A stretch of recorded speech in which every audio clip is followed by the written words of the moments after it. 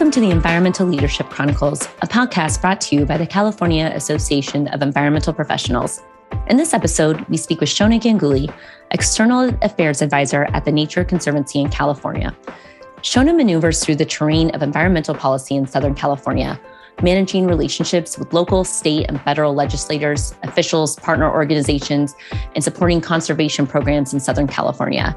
She is a graduate of the University of California, Berkeley, with a bachelor's in development studies and South Asian studies. She has a master's in cultural studies from Claremont Graduate University and has an MBA from the Peter Drucker and Masatoshi School of Management.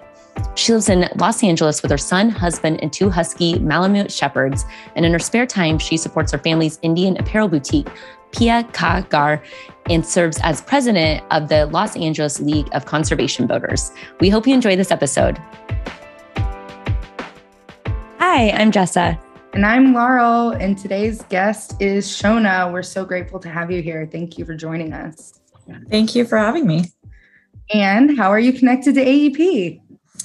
So I work for the Nature Conservancy in California. I'm based in Los Angeles, and my colleague Cara Lacey, who's based in San Diego, knows Laurel, and she introduced us and thought that I would be interested in connecting with you and talking about environmental issues in California. So that's how I'm connected to AEP. It's opened up a world, actually, listening to your podcasts and learning about how many folks are engaged with AEP and learning about CEQA and advancing environmental objectives. So really excited to be here. Thank you. We are thrilled to have you. Thanks. So Shona, you just mentioned you're with the Nature Conservancy. Can you give us just an overview of what your current role there is and what you're working on? So I've been with the Nature Conservancy since 2012, mostly in external affairs during that time. The Nature Conservancy's mission is to protect or conserve the lands and waters on which all life depends. Really big mission. We're, in about almost 70 to 80 countries now and all 50 states. My work is really focused on local, state, and federal legislative issues in Southern California or sometimes statewide. I work on conservation campaigns, support our programs, from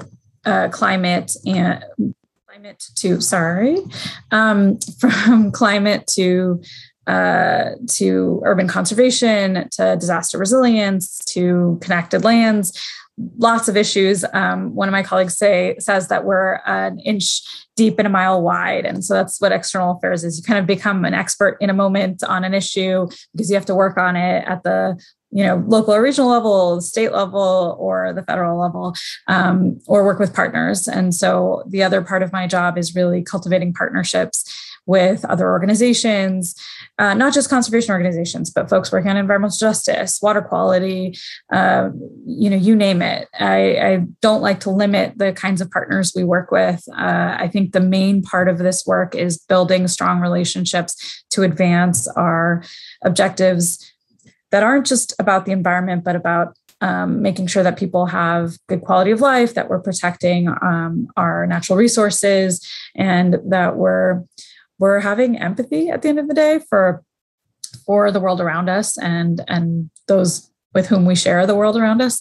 So that's sort of it in a nutshell. I think I feel very lucky to work for an organization with this kind of reach and mission, and to have the space to work with diverse partners. And we really can't do anything without those partnerships. And I feel very, again, grateful that I get to build those partnerships and have these relationships to move the work forward.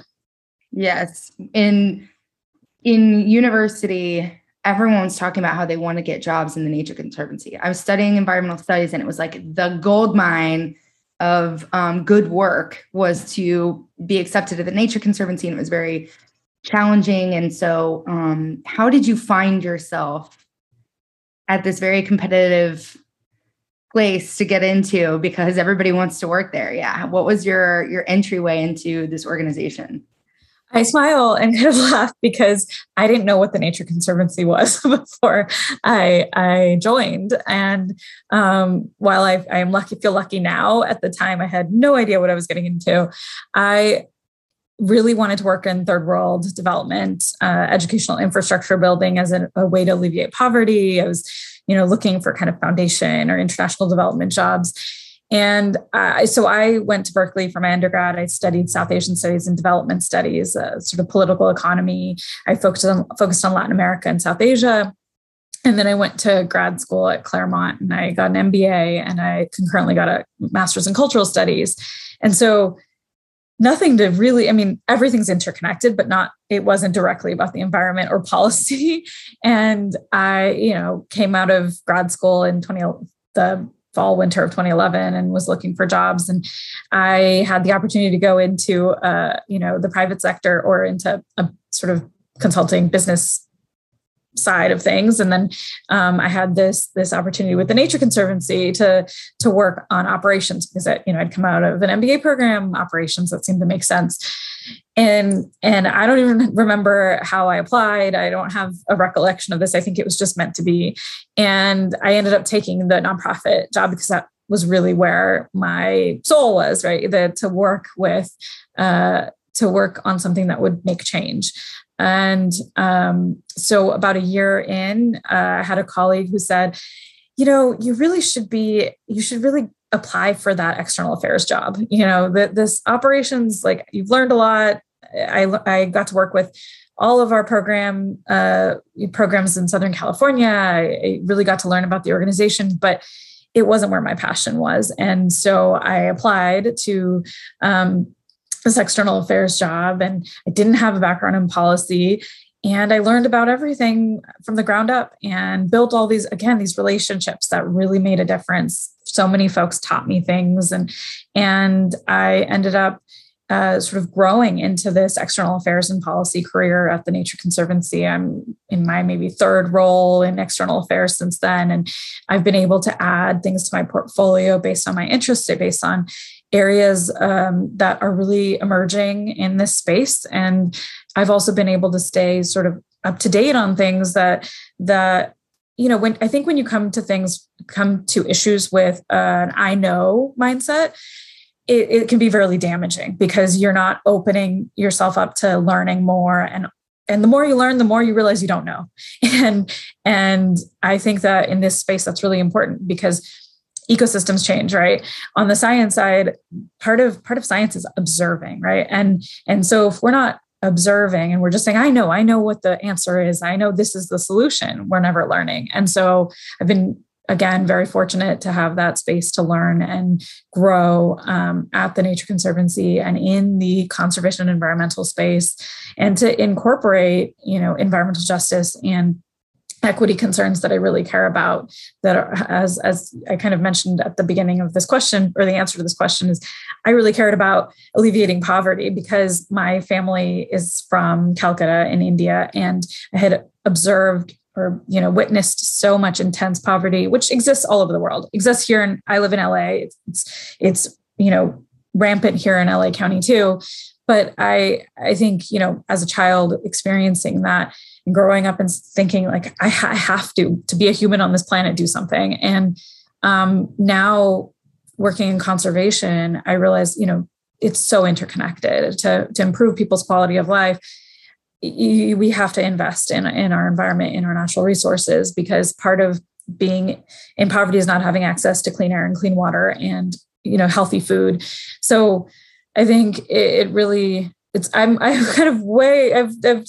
global thinker. I took us really away from the Nature Conservancy by itself because we are so interconnected and we're doing so much work around the world that inspires me. And I get to do a lot of work on the ground here that I feel has an impact. And, we all wish we could have a bigger impact. But within the structures that we've got, until we have revolution of some kind, this is what we can do. And so the Nature Conservancy works, as a science-based conservation organization. So that's the other part that I really enjoy, that I get to sort of marry science and policy, and I can, go to an elected official and say, hey, we have the latest science on, riparian restoration in urban settings. Let's talk about what's possible. Let's fund these kinds of projects that improve access to open space in, low-income communities of color. That's really exciting. I'm not saying the whole conservation space is like that, but I get to do that kind of work. And I'm happy I continue to get to do it. You're doing it. It's really fun to hear about it. Cause like I said, everybody just looks at the nature in my field, in environmental studies, everybody looks at the Nature Conservancy and is like, oh, it's so fun and so cool. And one of the coolest things I thought was the wildlife crossings, like the bridges over the highways to get to connect lands, to get animals from one place to the other so that genetics, ecology, and evolution can expand and so species don't die. And then that's the same to humans. That's the same thing. Like we need to have food system connectivity. We need to have physical connectivity. We need to have a healthy natural ecosystem in which to live and thrive. And, one of Jess's passions, and I'm sure she'll talk about, is basic needs being met, like being able to eat and eat healthy food. And I just want to applaud you for making the connection between the human quality of life being directly dependent upon and a nested system within the natural ecology. Thank you for making that connection, because it's crucial for us to look at ourselves, look at the world differently and ourselves differently and in our daily work differently. Yeah, I'm just sitting here nodding. I'm like, yes, everything you're saying, it's resonating so much with me, and hopefully others who are listening to this as well too, because there's just, when you pull one lever, the other levers are moving. And so while we can be individually passionate about certain issues, understanding how that issue fits in the big piece of the puzzle, and having people like you who are big systems thinkers to be like, okay, if this does this, does this, does this. And, Laurel and I sometimes will get into these big conversations, and she's teaching me, more about like the science side of things and environmental policies. And then we're like, this is public health. This is, homelessness. It's, underserved communities. And your mind just can get easily overwhelmed, where it's just like, wow, like you really have to think about how all of the pieces fit together. And Laurel mentioned, for me, it's like, I am passionate about people having access to clean water and clean air, because it's like, if you don't have that, if you don't have your very fundamental basic needs met, nothing else matters. You can't get, Maslow's hierarchy is what I think about. Like you can't get to that next level. So while we can do all these, progressive things in society, it's like, if people can't have access to clean drinking water, well, what's the point? So I think about that a lot. I don't know what to do about it, but it's something I care about. I love to hear people like you who know what to do about it are doing things about it. Oh, I feel the same way though, where it never feels like enough. And it feels like I'm only one, small piece of that puzzle. And again, I learned so much from partners and I wouldn't, I continue to learn. So it's not like I know everything about it, but it is something that matters to me. And I really hope we can make that difference, because you're completely right. If you cannot meet basic needs, the rest, people can't focus on the rest. I mean, it's like when kids go to school hungry, they can't focus on what they're, what the teacher is trying to tell them, like they can't learn. And I know we've gone kind of off of traditional conservation, but I think that, again, the points you're both making is everything is interconnected. We can't have these silos. It doesn't make sense anymore in the new, the climate regime that we're going to be seeing, that we are seeing, right? This is hitting us now with fires in California, with sea level rise, with urban heat island effect. It's real. It's here. It's happening now, and it's going to get worse. And so we have to act in a more holistic and comprehensive way, to say like, this is all I work on, and you're working on this over here, and we shouldn't work together, because our ways of our working, ways of knowing, or our objectives are not the same. No, our objectives really are the same. And I think we may have differences in approach. We may have differences in our experience and our, all sorts of things, but that doesn't mean we shouldn't be working together. I think we need to bridge these gaps as much as possible. And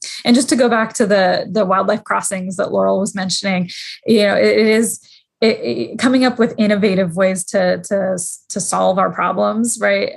And thinking about out of the box ideas is really exciting. That and creating characters around the species that use these corridors. There are human characters, of course, but then there are mountain lions like P22 who has his own Twitter at Griffith Park, and really getting people to be invested in these solutions and thinking about them not just as like, okay, this is something we have to do, we have to invest in this because of climate, but to get excited about the narrative. And that's really, I love that that's the way that conservation is going, that we're putting characters forward.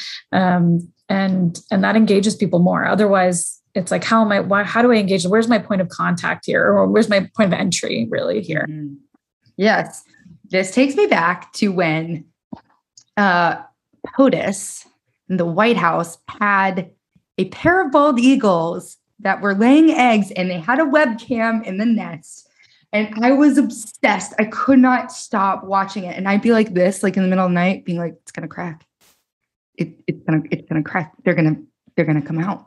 And I just could not get enough. I'm sure their names were like freedom, liberty, and justice for all. And they each popped up, freedom and liberty and justice for like all popped up. And I was like, okay, see, I'm so in this.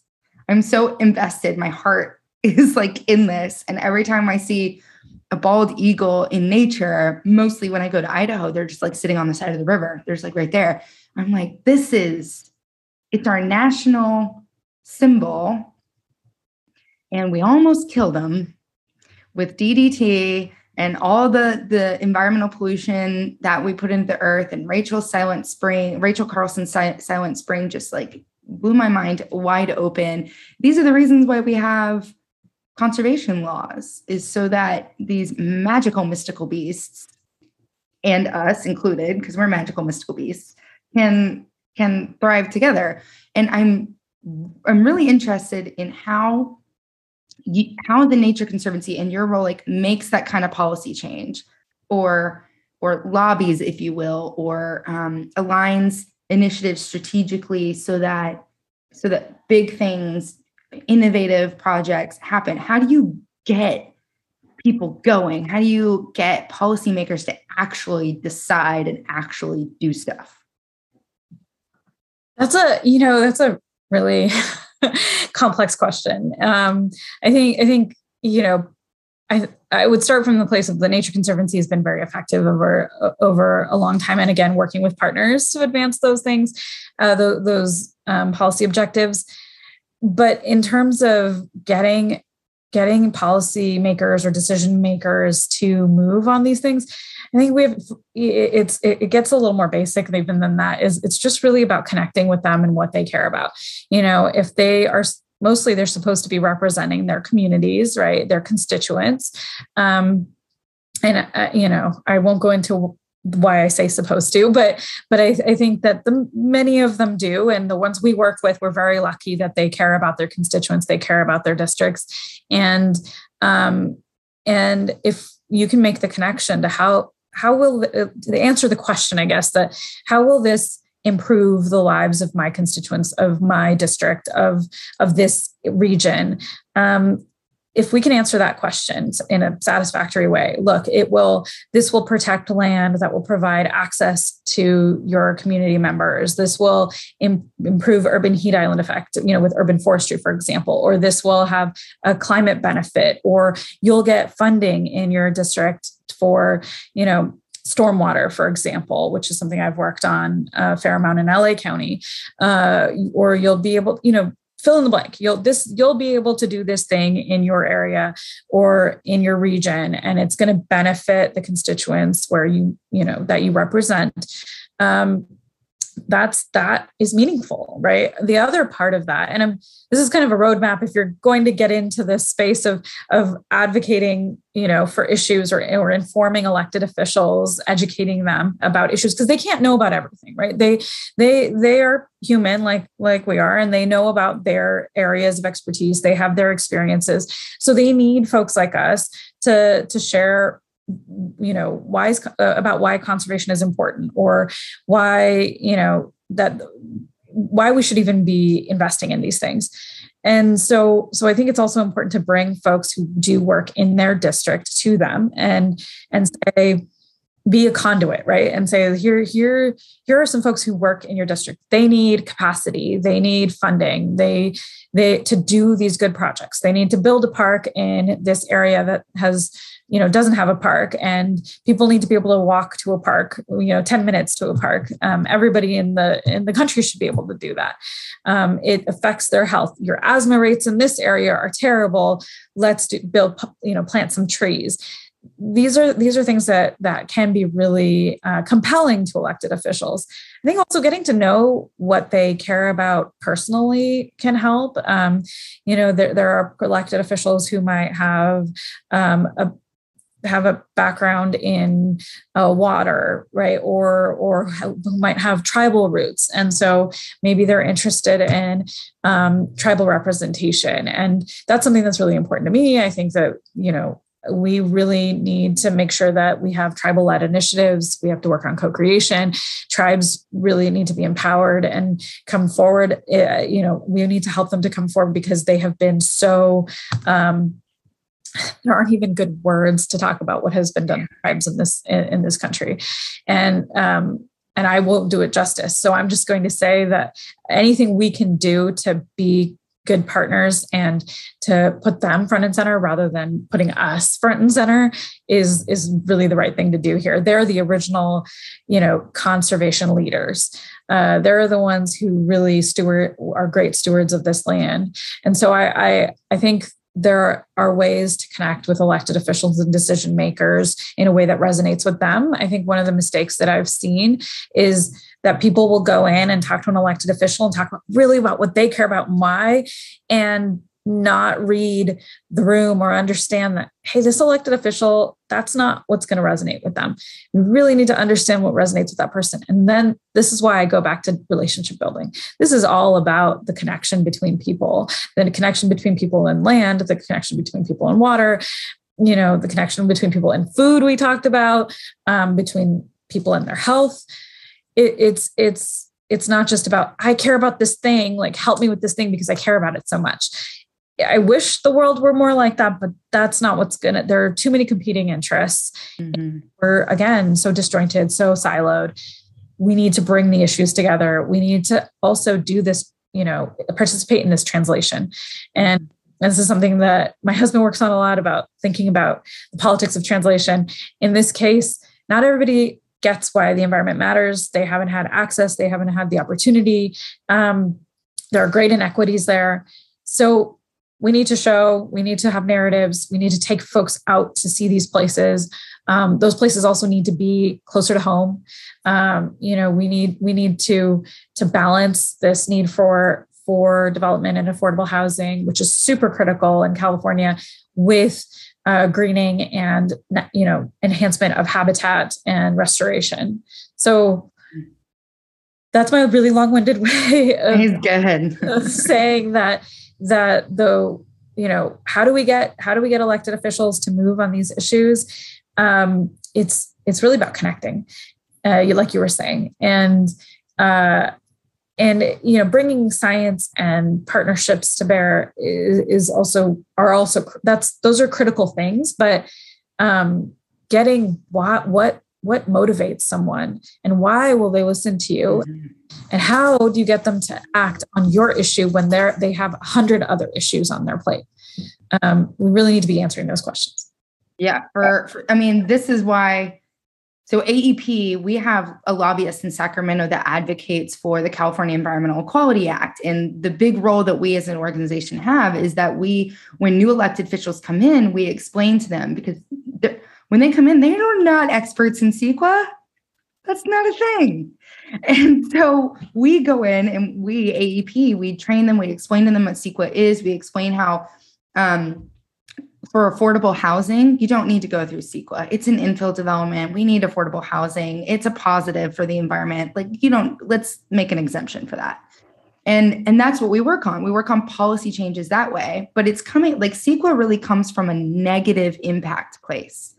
I'm trying to prevent bad things from happening. I'm trying to disclose to the public the potential negative impacts on the environment. What it doesn't do is highlight, support, or storytell the good things that projects do, or the environmental benefits of a project. And that's why partnerships with the Nature Conservancy and your other partners and public-private partnerships to go up to Sacramento and explain the why behind you care, not just like here are regulations and here are incentives for why you should care, but the heart of the matter.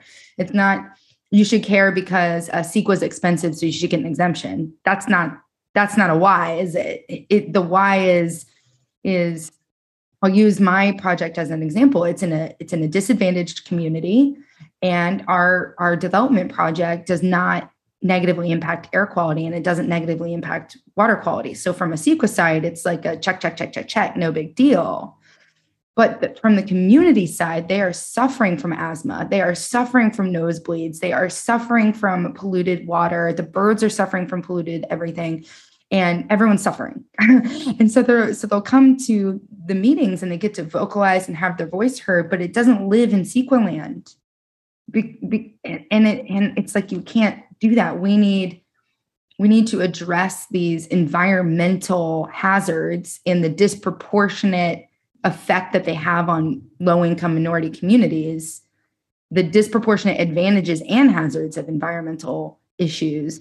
Those have to be discussed at a policy level. Like, decision makers need to like change and make things happen. So that's where people like you in the Nature Conservancy come in. So I'm highlighting that so people who are listening as students or looking for career changes and really want to have an impact, you can go, okay, as an environmental planner and in the AEP world, I've got big influence in Sacramento on CEQA and environmental policy in this realm. And also I encourage everybody to go with AEP to the day at the Capitol in Sacramento, where you get to like be with all the people, the legislators, and like share your thoughts, and supplement that with some additional like conservation policy, if that's what interests you, and public-private partnerships to get that done. And there are organizations well established like the Nature Conservancy that do that.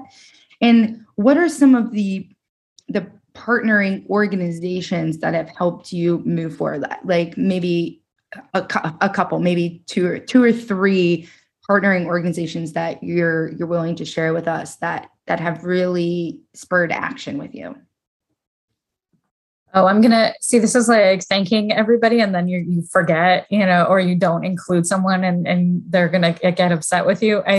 Do a broad sweeping gratitude moment. Yeah. No, I think that partnerships across the board, the Nature Conservancy works with groups like Environmental Defense Fund and the Natural Resources Defense Council and the now, California Environmental Voters. They used to be CLCV, and just a whole bunch of folks, Trust for Public Land.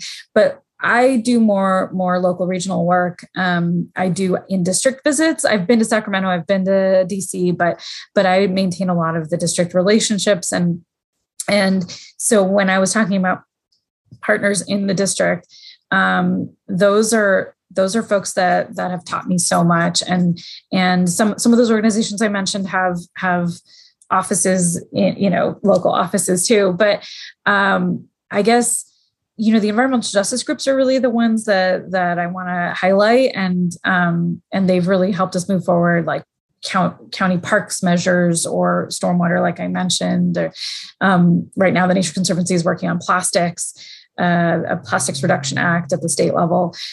So there are groups like Heal the Bay and LA Waterkeeper and Climate Beautiful and From Lot to Spot LA Conservation Corps, the Conservation Corps of Long Beach. There are the Nature for All. These are groups in LA County that work with, on a daily or weekly basis. More, like I said, I'm going to not list. Well, Shona, the Conservation Corps popped out at me. I mean, I'm nodding because, yes, we partner like beach cleanups and Heal the Bay and these, yes, to all the things. There's so many all throughout California and local areas.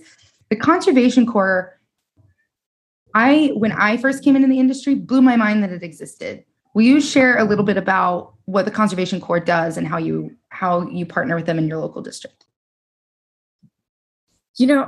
We different conservation corps have actually done projects on our properties before. They've come out to, for example, we have a property at Ormond Beach that we manage, and it's one of the last coastal wetlands in Southern California, intact coastal wetlands in Southern California, and our partners at the State Coastal Conservancy and City of Oxnard own adjacent properties. The Conservation Corps in that area in Oxnard has come out and helped us. They've helped us to remove invasive trees that are, a fire risk, for example. The LA Conservation Corps, I think years ago, came out to Santa Cruz Island. The Nature Conservancy owns and manages a portion of it. And they helped us kind of do some projects on the island. Those are project-based partnerships. We also have policy-based partnerships where we go and advocate for state bonds, where the Conservation Corps would benefit from those funds, particularly restoration funds. There's usually a stipulation in there that you should do a consultation with the Conservation Corps when you plan a project or if you apply for those grants. So, we've done a lot of that advocacy together. We are part of different coalitions together. Naming a lot of folks, it's not, I think that traditionally partnership is we are both working on this property together, right? Now I'm talking about partnerships that are a little more vague. It doesn't mean that we have an MOU. It means that I view these folks as key partners when I'm going to set up a meeting with an elected official in an area. If they have a project, I'd like to highlight their project. Or if we have a small pot of grant funding, I'd like to give it to them to support their event. It's not a lot. It's not like the Nature Conservancy, are making the difference for that one conservation corps. But to be a supportive partner, that means we can do small things over time, right? And that we're not taking credit for their work. And being a good partner is being supportive. So I don't want to make it seem like that's what's happening, that, we're the Nature Conservancy, we're really the ones making the difference in these organizations' success. It's really that they're supporting us in being successful in these areas, and that we are working together to advance those objectives. Does that? Yes to all the things. Because I would say all types of organizations would benefit from behaving in that fashion, from doing business in that fashion, where you're bringing your stakeholders to the table. You're identifying long-term relationships, whether they are project specific, program specific, strategic, policy, whatever it is. They're going to be like your long-term buddy, for which it's a mutual or reciprocal relationship where they provide you things that you can't do without them, and you provide them things that they can't do without you. And it's symbiosis. It's a symbiotic relationship, like the mushrooms and the trees, and they're all talking and connecting and growing and thriving, and it all makes sense. I think, and I'm sure Jessa would agree, it's beneficial for businesses to do this as well, for the private sector to not just look at one particular project or event in time and go, strategic partnership with this group because of X, Y, and Z. I'm First Nations. I'm going to partner with the First Nations. Of course, I have to by law in certain things, but I'm going to partner with the First Nations on this project. Well, if you take a step back and go, what would benefit the First Nation itself? And is that something that the business can help with? Not just this little small project, but can I give them long-term employment? Do I need to help them with workforce development so that they have the skills to do this long-term job? And just really thinking about it and making those connections. And I want to thank you and applaud you for clarifying the difference between like a project specific needs based short-term return relationship versus like a long-term we're in this together kind of relationship. I think that there's a utilitarian version of these relationships that I think you're kind of alluding to. And I think when I was talking about relationship building, it's really about, I'm going to build this relationship because it's important to learn and to be supportive rather than you're going to be useful to me somewhere down the line. That's not how I view these relationships. I think it's really about how can I, like you said, how can I be helpful to, for example, a tribe or a tribal organization? How can I write a support letter? Can I find some grant funding somewhere? Can I connect them to an elected official or to a foundation or another partner? Can I introduce them? It's a very closed space sometimes, the environmental space or the political space. How can I use what I have at my disposal to help? And maybe down the line, that means that we're going to be partner more officially, or that will make something happen. But to start off from this utilitarian place of like, I have to work, we're going to work together because that's going to help me. That's not setting you up for success. I think, and success for me doesn't mean, this project gets, again, that this project gets over the finish line. It's really that we are breaking down these silos. We are working together. We're helping each other to achieve these objectives for nature and people to thrive together. Brilliant. Thank you for sharing. I think that this is an excellent segue to the wrap up rapid five, unless Jessa, you have a burning question. I have a lot of more questions, but I think you're right. I think in the interest of time, this would be a good place to start to close it out. So, Shona, what is your favorite daily habit? So I love yoga. I don't think I would be able to survive without it. But I also love just walking in my yard with my 2 Husky-Malamute-Shepherds and my 7-month-old son. Just being outside, and we live in a pretty green and or verdant place, luckily in LA. And during the pandemic, it's been really nice to just be able to have that outdoor space at home, because I lived in an apartment for many, many years and luckily moved into a house before about a year before the pandemic. So really love that habit. Yay. What are 3 things you'd bring to a deserted island? So my sort of practical brain, I think, battles it out with my more in the clouds self, I guess. And so I would bring a water filter. I drink a lot of water and it's necessary to survive. So, I want to make sure the water's clean. I would definitely want one of the pups or both of the pups with me, because I think they're kind of like little wolves. Like it would be, I think if I follow their lead, I'll probably survive. And then a book, something, fantastical that helps me escape. I think our minds are also really important when it comes to, if you're going to be on a deserted island, you need to also be able to go somewhere else in your mind. One of your other podcasts, she had said that she would take her little one. And I was like, I think that would be very stressful to take him and worry about his survival. So I, as much as I would miss him and I want to be with him all the time, I wouldn't, bring him to a deserted island. Understandable. Okay. What is your favorite environmental policy? So I don't have a favorite, but I did talk about how clean air and clean water are really important to me. So the Clean Air Act, Clean Water Act, the Land and Water Conservation Fund, really investing in our lands and waters. And at the regional level in LA County, I had worked on a Parks and Open Space measure in 2016. And that one, like I said, to address inequities and access to parks and open space is very near and dear to my heart. And we need more. We need more parks and open space. We need more trees. We need more vegetation everywhere. And we need to do it without displacing historic communities and without really pressuring these communities that are already under so much stress. So those are sort of just the suite of things that I would say were my favorite. Okay. And again, this might be another one like that. Favorite fauna or flora? So I love live oaks. I grew up in a place with a lot of oak trees, and they're really, you were using the word majestic earlier, I think, Laurel. And I love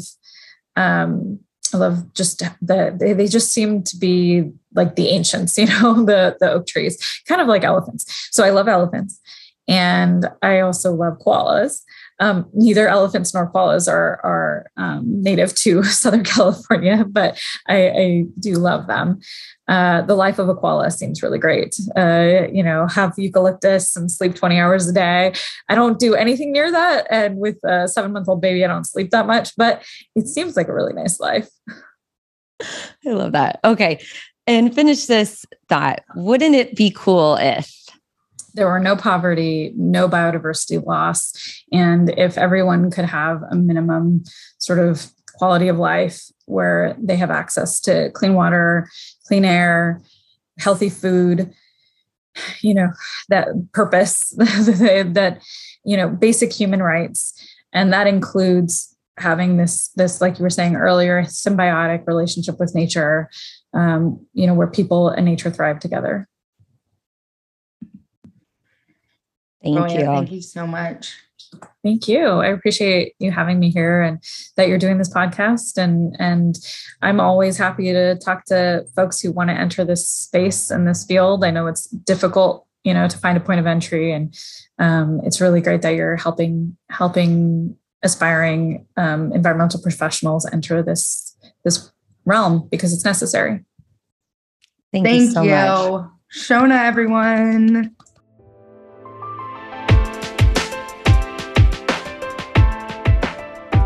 We hope you enjoyed this episode. As a new podcast, it really helps us if you share with friends and colleagues that may enjoy this podcast as well. And please subscribe or follow the podcast to be alerted for new episodes. Also, if you want to submit a shout out, please send a voice memo under a minute, ideally to podcast with an S at CALIFAEP.org. Again, that's podcast at CALIFAEP.org, or any feedback that you'd like to share. We love feedback. Thank you.